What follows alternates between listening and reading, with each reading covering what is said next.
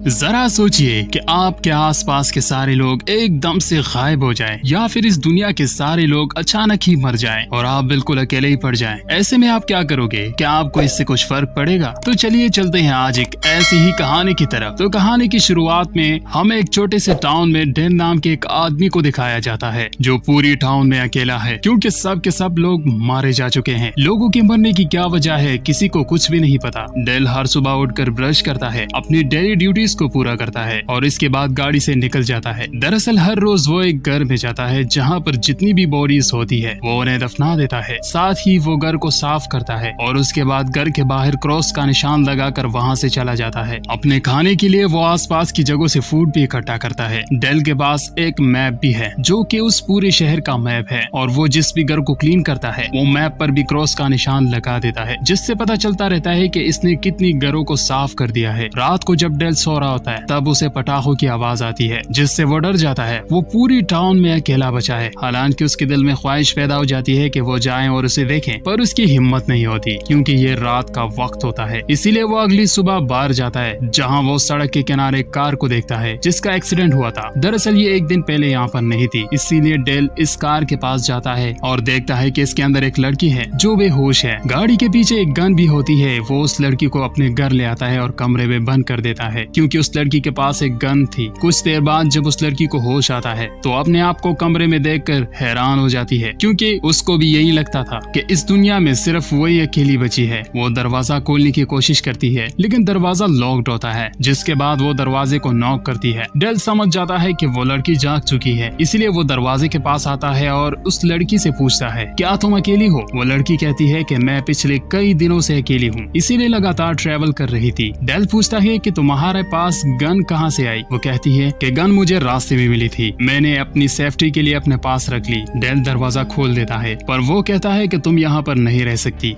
दरअसल डेल उस लड़की को अपने पास नहीं रखना चाहता था, इसीलिए वो लड़की को बाहर आने को कहती है और उसे उसकी गाड़ी की चाबी दे देता है और कहता है कि तुम यहाँ से चली जाओ। वो लड़की कहती है कि मेरा नाम ग्रेस है, मैं नहीं जानती कि मुझे कहाँ जाना है, मैं तुम्हारे साथ रहना चाहती हूँ। पर उसकी बात का वो कोई जवाब नहीं देता और वहाँ से चला जाता है। डेल एक लाइब्रेरी में जाता है जहाँ पर वो रहता है। दरअसल डेल जिस घर में रहता है वो उसका घर नहीं था, वो यहाँ लाइब्रेरी में रहता है। ग्रेस भी इसका पीछा करते हुए यहाँ तक पहुँच जाती है, लेकिन वो ग्रेस को देखकर कुछ नहीं कहता बल्कि उसे खाने के लिए कुछ खाना देता है। खाना खाते हुए ग्रेस उससे पूछती है कि तुम्हारे चारों तरफ डेड बॉडीज है, ये पूरा का पूरा शहर खत्म हो चुका है, क्या तुम्हें अकेले रहते हुए अजीब नहीं लगता? डेल को उनकी ये बात अच्छी नहीं लगती। वो कहता है कि पहले इस शहर में 1600 लोग रहा करते थे, लेकिन तब भी मैं पूरी तरह से अकेला था, इसीलिए मुझे किसी के होने या ना होने से कोई फर्क नहीं पड़ता। और ये कहकर वो वहाँ से उठ जाता है। इसका बिहेवियर बहुत ज्यादा रूड होता है, इसीलिए ग्रेस डिसाइड करती है कि वो डेल के साथ नहीं रहेगी। वो अपनी गाड़ी में जाती है और यहाँ से जाने वाली होती है कि तभी डेल आ जाता है। डेल को अपनी गलती का एहसास है। वो ग्रेस से कहती है कि तुम मेरे साथ रह सकती हो। ग्रेस भी वहाँ पर रुकने का फैसला कर लेती है, जिसके बाद डेल उससे बताता है कि कैसे वो हर रोज एक घर में जाता है जिस घर को क्लीन करता है और उस घर में जितनी भी बॉडीज होता है वो उन्हें दफना देता है। साथ ही वो इसे ये भी कहता है कि घर में जितनी भी इलेक्ट्रॉनिक्स की चीजें हैं उन सब को हमें इकट्ठा करना है। अभी ये लोग एक घर में जाते हैं जहाँ से डेल डेड बॉडीज को दफना देते हैं। दफनाने के बाद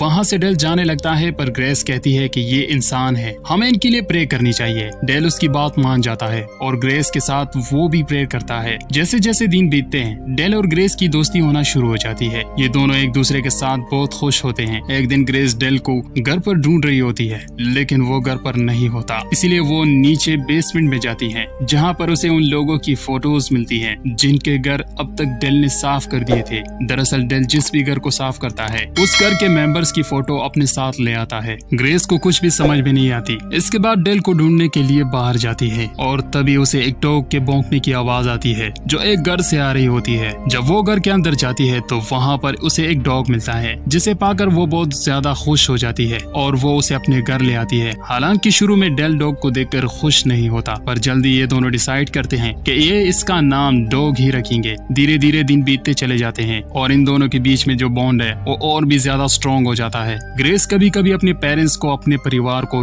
बहुत मिस करती है। साथ ही उसकी गर्दन के पीछे एक निशान भी होता है जिसे वो हमेशा डेल से छुपाती है। इसके बाद डॉग डेल के एक बुक को फाड़ देता है। डेल को बुक्स बहुत ज्यादा पसंद होता है, इसीलिए वो लाइब्रेरी में रहता है और तभी ग्रेस ये देख लेती है। वो उसे रोकती है और उसी टाइम पर डेल भी वहाँ पर आ जाता है। ग्रेस डेल से सॉरी कहती है। डेल कहता है कि कोई बात नहीं, मैं डॉग को संभालता हूँ, तुम बुक को उठा लो। और जैसे ही वो डॉग को उठाता है वो उसके हाथ में काट लेता है, जिसके बाद ग्रेस डेल के हाथ में दवा लगाती है। पर अगले दिन वो डॉग इस घर से गायब हो चुका होता है, जिससे ग्रेस बहुत ज्यादा परेशान हो जाती है क्योंकि वो डॉग से बहुत ज्यादा प्यार करती है। ये बात वो डेल को बताती है। डेल उसे कहता है कि तुम फिक्र मत करो, हम डॉग को जल्द ही ढूंढ लेंगे। और इसके बाद डॉग को ढूंढना शुरू कर देते हैं, लेकिन बहुत देर तक ढूंढने के बाद भी इन्हें डॉग नहीं मिलता। और अब ग्रेस समझ जाती है कि डेल ने डॉग को मार दिया है, इसलिए वो बहुत ज्यादा ड्रिंक कर लेती है और नीचे बेसमेंट से फोटोज लाती है और डेल को देखकर कहती है कि तुम उन लोगों के फोटोज को क्यों लाते हो जिनके घर के तुम सफाई करते हो? तुम तो उन लोगों को जानते भी नहीं और ना ही उनके लिए तुम्हारे दिल में कोई इमोशंस है। तुम उनको सिर्फ एक डेड बॉडी समझते हो, इसलिए दफनाने के बाद तुम उन लोगों के लिए कोई प्रे नहीं करते। डेल कहता है कि मैं हमेशा से ऐसा नहीं था, मेरा भी कभी परिवार था। इसके बाद वो यहाँ से चला जाता है। डेल को एहसास होता है कि अब तक जो भी उसका बिहेवियर था वो गलत था, इसीलिए ग्रेस को वो एक दिन ग्रीन हाउस ले जाता है। यहाँ आने के बाद ग्रेस को बहुत अच्छा लगता है। ग्रेस भी अब डेल को माफ कर देते हैं क्योंकि ग्रेस समझती है कि इसके साथ जो कुछ भी हुआ होगा उसकी वजह से वो पूरी तरह से बदल गया। अगले दिन वो हर दिन की तरह लोगों के घरों को साफ करने के लिए निकल पड़ते हैं, लेकिन अब ये अलग अलग लोगों के घरों को साफ करते हैं। इनके पास वॉकी टॉकी है जिससे ये दोनों एक दूसरे को कनेक्ट कर पाते हैं। ये लगभग सभी घरों को साफ कर चुके हैं, इसलिए इन्हें अब कम ही घर मिलते हैं जिन्हें इन्हें साफ करना होता है। घर ढूंढते ढूंढते ग्रेस बहुत आगे निकल जाती है, जहाँ पर उसे एक घर मिल जाता है। वो रेडियो से, वॉकी टॉकी से डेल को भी इस जगह पर बुला लेती है। डेल जब उस घर के अंदर पहुंचता है तो ग्रेस पहले से सफाई कर रही होती है। डेल यहाँ पहुंचकर बहुत ही इमोशनल हो जाता है। वो ग्रेस से कहता है कि हमें यहाँ पर सफाई करने की कोई जरूरत नहीं। ग्रेस समझ जाती है कि ये डेल का घर है। डेल अपने परिवार वालों की बॉडीज को फेस नहीं करना चाहता था, इसीलिए वो यहाँ से जाना चाहता है, पर इसके अंदर हिम्मत आती है और वो तय करता है कि वो इस घर को ग्रेस के साथ मिलकर साफ करेगा। इसके बाद वो अपनी परिवार वालों की बॉडीज को दफना देता है और उनके लिए प्रे भी करता है। और जब ये लोग वापस घर आते हैं तो ग्रेस डेल से कहती है कि मैं तुम्हें कुछ कहना चाहती हूँ। डेल कहता है कि कहो, और तभी वो इसे किस कर लेती है। इसके बाद डेल सो जाता है और सुबह जब उसकी नींद खुलती है तो वो नीचे से किसी की बात करने की आवाजें सुनता है। उन आवाजों को सुनकर वो डर जाता है क्योंकि ग्रेस के अलावा इस घर में और कोई भी नहीं था। वो गन लेकर नीचे जाता है, जहाँ वो देखता है कि घर पर एक कपल है जो ग्रेस के मॉम डैड हैं। ग्रेस के डैड ग्रेस से कहता है कि क्या तुमने डेल को हमारे बारे में कुछ भी नहीं बताया? ग्रेस के चेहरे पर डर होता है। ग्रेस के डैड कहता है कि अब भी बहुत सारे इंसान हैं जो जिंदा है, जिनमें कुछ डॉक्टर्स भी है और वो दूसरे लोगों का इलाज करते हैं, लेकिन डेल को ये सब कुछ अच्छा नहीं लगता, इसीलिए वो घर से बाहर आ जाता है। ग्रेस भी उसके पीछे बाहर आती है। डेल कहता है कि तुमने मुझे इसके बारे में कभी क्यों नहीं बताया? ग्रेस बताती है कि ये मेरे असली मॉम डैड नहीं है, बल्कि इन्होंने मुझे अडॉप्ट किया था और जैसे दिखते हैं वैसे नहीं है। हालांकि वो उसे बहुत कुछ बताना चाहती थी, लेकिन डेल उसकी बात नहीं सुनता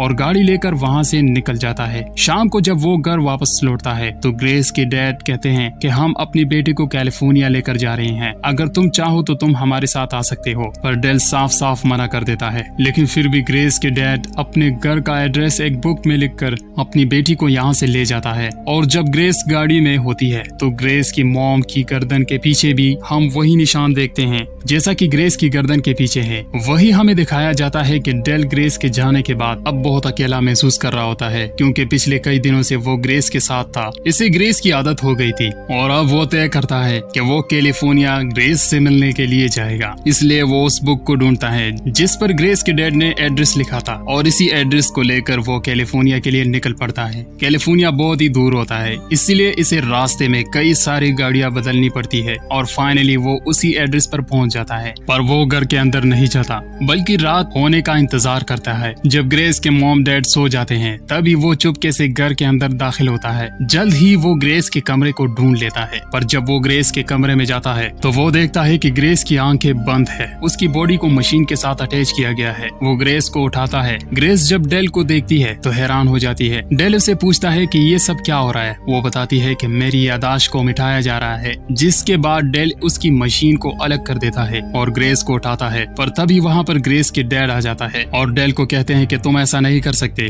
डेल कहता है कि मैं ग्रेस को अपने साथ ले जाना चाहता हूँ। ग्रेस के डैड कहते हैं कि हम उसकी यादों को मिटा रहे हैं ताकि उसके दिमाग में जितने भी यादें हैं, जितनी भी दुख है, वो सब के सब मिट जाए और वो इस जिंदगी में मूव ऑन कर जाए। ग्रेस उन सब चीजों से पैनिक हो जाती है और वो अपने डैड को, जो कि उसके असली डैड नहीं है, उन्हें शूट करके मार देती है। और तभी ग्रेस की स्टेप मदर आ जाती है। वो अपने हस्बैंड को मरा हुआ देखकर बिल्कुल भी दुखी नहीं होती और कहती है कि कभी मेरी भी बेटी हुआ करती थी, लेकिन शायद अब इसके अंदर कोई भी इमोशन नहीं है। दरअसल उसकी मॉम के साथ भी वो सब एक्सपेरिमेंट हुए थे, जिसकी वजह से उसके अंदर से दुख दर्द सब पूरी तरह से खत्म हो चुका है और वही ग्रेस के साथ भी होने वाला था। पर यहाँ पर डेल ने उसे बचा लिया। उसके बाद डेल और ग्रेस यहाँ से गाड़ी से निकल जाते हैं। रास्ते में देखते हैं कि बहुत सारे लोग हैं जो अब भी जिंदा हैं, जो अपने घरों के बाहर बैठे हैं। ग्रेस डेल से पूछती है कि क्या मैंने सही किया। डेल कहता है कि तुमने बिल्कुल सही किया और इसी के साथ ये कहानी यहीं पर खत्म